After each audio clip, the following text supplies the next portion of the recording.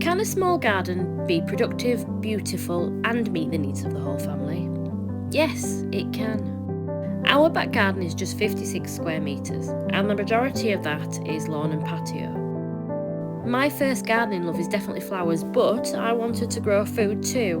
Now we have two small children, so I couldn't just replace the lawn and patio with beds. Trust me, if I could, I would. This was all a few years before we got our allotment.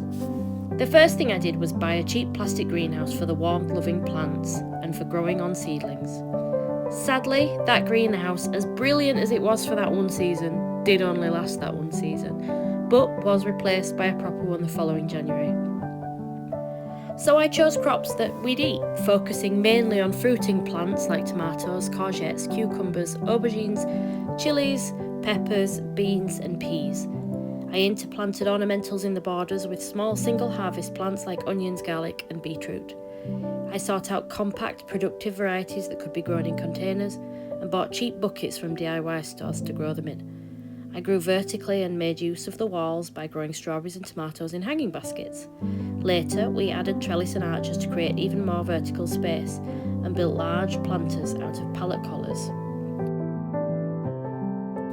We had absolutely no growing experience when we started, and we just learned as we went. We got some amazing harvests, and I loved the challenge of growing in a small space, and I think you would too.